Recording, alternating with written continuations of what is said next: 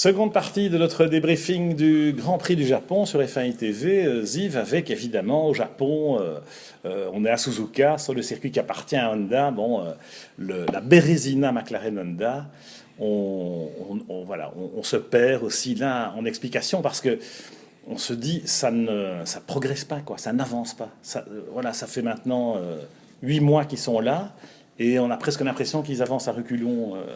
Y a-t-il une explication et y a-t-il j'allais dire presque une stratégie de sortie? Oui, c'est très triste à voir, hein, parce que Pierre, apparemment au niveau châssis, ils ne sont pas tellement largués, ils ont fait des simulations, ils se sentent au niveau des Red Bull en certains virages, enfin, c'est dire que le châssis n'est pas tout à fait raté, donc le problème est au moteur. Le moteur n'est pas au niveau, ils ont à peu près 2 ans et demi de retard, ce qui est inquiétant. Maintenant, Alonso et Button s'impatientent, ils montrent leur désarroi, ils montrent leur colère, et c'est très embêtant parce qu'ils le montrent, ils l'expriment très fort à Suzuka dans le fief de Honda. Et moi, connaissant les Japonais pour les avoir bien fréquentés, c'est vraiment une perte de face et c'est terrible dans le chef des Japonais. Il y en a qui vont faire harakiri parce que c'est vraiment dramatique. Il y a une sacrée leçon d'humilité en cours, hein, parce que les Japonais, Honda, souvenez-vous quand même du régime précédent, ils sont partis de la F1, si vous me permettez l'expression, par la petite porte, hein, au moment de 2008, hein, et avec le camouflet, hein, de voir leur voiture, en l'occurrence la Braun, devenir champion du monde avec un moteur Mercedes l'année suivante. Ici, on est dans le cas inverse, c'est-à-dire qu'une McLaren Mercedes qui marchait ou qui, en tout cas, encore gagnait des grands prix il y a 2 ou 3 ans, eh bien là, en moteur Honda, c'est définitivement la catastrophe. Et peu importe ce qu'ils font sur le châssis, parce que c'est vrai qu'on n'a pas tout à fait de lisibilité là-dessus, on constate que ça n'avance pas. Ils se battent entre les Sauber et les Manor. Enfin, c'est vraiment la cata. Alors ici, à Suzuka, c'est vrai que ce qui a frappé les esprits, c'est d'une part la saga sur l'avenir de Jenson Button et la manière dont Ron Dennis, en dernier recours, intervient. Et puis, bien entendu, les réflexions de Fernando Alonso via la radio. Alors, ça a fait beaucoup jaser. Et puis, bon, ils ont tenté d'éteindre un peu l'incendie en communication après la course, Ziv. Mais moi, je pense qu'il y a vraiment le feu à la maison. Oui, alors 2 choses. La situation de Jenson Button. Jenson en a marre. Il n'est plus motivé de rouler dans ces conditions-là, de prendre des risques démentiels en passant son temps à regarder ses rétroviseurs. Et c'est vrai, effectivement dangereux parce qu'il faut regarder devant soi. Et puis, en même temps, apparemment, Ron Dennis lui a dit, écoute, tu peux rester, mais on va te payer moins, 4 millions de pounds de moins qui avait été promis. Donc Jenson a dit, ok, dans ces cas-là, moi je tire ma révérence. Entre-temps, Ron Dennis, ça fait marche arrière, semblerait-il, jeudi à minuit moins 1, en disant à Jenson, tu sais quoi, les 4 millions, tu les recevras. Donc maintenant, les dernières nouvelles disent que Jenson éventuellement resterait encore 1 an. En ce qui s'agit d'Alonso et de sa communication, enfin, il sait très bien que le monde entier l'entend quand il dit qu'il a un moteur de GP2, donc il met le feu exprès. Et c'est pas très élégant vis-à-vis des Japonais, parce que normalement, on lave son linge sale en famille et pas au vu aussi de tous. Hein. C'est une multinationale qui perd la face. Donc, ça fait vraiment désordre, hein, Pierre. Eh bien, moi, je suis pas tout à fait d'accord sur Alonso, parce que je pense que lui, spontanément, il réagit à chaud, hein, c'est un chaud latin, Fernando, et qu'il n'a pas conscience, au moment où il le dit, que la radio va être diffusée, et que de la part même de la réalisation, de la FOM, c'est peut-être pas très élégant. Alors évidemment, ça fait mousser, hein, ça fait le buzz, mais évidemment, là, Alonso, il était un peu pris au piège, ce qui explique qu'après la course, il a dû un tout petit peu mettre un bémol là-dessus. En revanche, c'était intéressant d'entendre Alonso après la course, où il n'est pas catégorique sur le fait que il continue avec McLaren Honda l'année prochaine. Oui, il sait que cette année-ci c'est mort. Oui, ils vont gagner demain. Mais quand on lui a posé la question de façon assez précise, il était un peu fuyant. Button, c'est une autre histoire. Button, il est quand même un petit peu démotivé. On le serait à moins. Est-ce que ça vaut la peine de continuer 1 an de plus, a fortiori dans une équipe où on vous considère un peu comme la deuxième roue de la charrette, ou en tout cas sur le plan financier par rapport au salaire mirobolant d'Alonso. Jenson, il a d'autres projets. Il a le triathlon, hein. On sait c'est un triathlète passionné. Il a envie de faire les Jeux Olympiques à Rio. Et là, l'occasion, c'est l'année prochaine. Après, faire les Jeux à 40 ans, même en tant que tire-à-tête, il n'a aucune chance. Donc voilà, il aimerait bien faire ça. C'est un défi qu'il s'est lancé personnellement.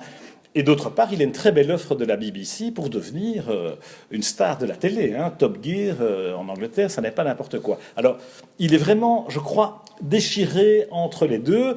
Et le revirement de Ron Dennis, parce qu'il s'explique aussi, Ziv, par la lutte de pouvoir en interne chez McLaren, où Ron Dennis, qui était plutôt pro-Magnussen, on s'en souvient, l'an dernier, est un peu obligé de faire marche arrière et d'écouter son board, comme il dit, en l'occurrence Mansour Roger et les autres actionnaires de Bahreïn, qui, eux, privilégient la piste Button. Donc, quand tu dis Ron Dennis revient sur ses...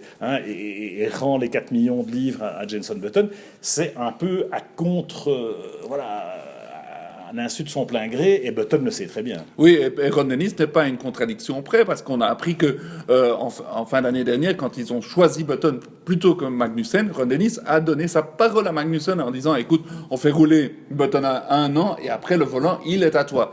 Maintenant, Ron Dennis ne va plus que probablement pas tenir sa parole, et donc ça c'est un peu surprenant, mais c'est vrai que Magnussen n'est plus du tout dans le radar, et c'est très dommage, parce que bon, il avait quand même des mérites, ce garçon. Ouais, parce que si Button s'en va, c'est vraiment Van Dorn qui est en pôle chez McLaren. Magnussen, on parle de lui chez Lotus, enfin chez Renault, puisque Renault reprend Lotus, c'est à peu près officiel maintenant. Bonne nouvelle, parce que l'échec de Honda et l'échec... je crains qu'il soit récurrent. C'est-à-dire que je ne vois pas Honda sortir la tête de l'eau l'année prochaine. Ron Dennis pleurniche en disant oui, mais on ne peut pas faire d'essai, on ne peut plus faire de soufflerie ou de CFD, tout ça est réduit. Ok, mais enfin, le moteur, c'est pas en soufflerie ou en CFD qu'on va faire avancer le moteur. Donc bon, ok. Mais du coup, que ça pourrait aussi décourager d'autres constructeurs. On pense naturellement à Volkswagen, Audi, proche de Red Bull. On sait que le deal était en passe d'être signé ou d'être annoncé. Et puis, il y a eu évidemment le tsunami du scandale Volkswagen aux États-Unis. Oui, alors c'est vrai que ce n'est pas ça qui va décourager Audi de venir, parce que Audi, ils avaient 2 ans pour se préparer, et puis ils avaient tout gagné au Mans. C'est vrai que ce challenge était assez naturel, et on les voyait très bien avec Red Bull revenir par la grande porte dans une grande écurie. Maintenant, le scandale VW va-t-il les faire changer d'avis? Peut-être oui, peut-être non, parce que pour redorer son blason, peut-être ce serait pas mal de quand même se mettre un programme F1 sous la dent. Donc attendons de voir, peut-être que Audi va quand même y aller. Bon, c'est sûr que c'est devenu le dernier de leurs soucis, en tout cas c'est loin de leur priorité. Du coup, Red Bull est un peu dans la tourmente, parce que leur attitude un peu arrogante de dire si on n'a pas un moteur d'usine, il n'y a pas de raison de continuer, et Helmut Marko qui continue à dire que Matezic pourrait tirer la prise. Du coup, il y a le feu. Alors Ecclestone, le pompier de service, essaye d'arranger le coup. Il est même question, Ziv, qu'il y ait quand même un moteur Mercedes chez Red Bull l'année prochaine et un moteur Ferrari chez Toro Rosso. Il va essayer de... Voilà. Et on a remarqué effectivement ce week-end chez Mercedes qu'on variait un tout petit peu le discours qui était catégorique là-dessus. Donc on n'a pas fini d'en parler. Oui, c'est très intéressant, et ce serait chouette d'avoir Red Bull avec un bon moteur. Et là, on pense aussi à certains éléments de négociation, et j'imagine très bien et Mercedes et Ferrari dire, écoutez, voilà, on joue le jeu au niveau motorisation, mais dans 1 an, peut-être que vous nous passez Max Verstappen. J'imagine très bien que ça rentrerait dans une discussion éventuelle. Donc ça va nous passionner, et puis je crois quand même que Red Bull va rester. Ok, eh bien, soyons, prenons-en augure, sachant que le prochain Grand Prix, naturellement, c'est à Sochi, sur les terres de Daniil Kvyat, et que c'est évidemment important, un marché important pour Red Bull. Et Red Bull a beau dire qu'il pourrait arrêter la F1, c'est quand même les sports mécaniques, et la F1, c'est le vaisseau amiral, c'est quand même le principal vecteur de communication du géant de la boisson énergisante. Alors rendez-vous à Sochi, monsieur Matezic.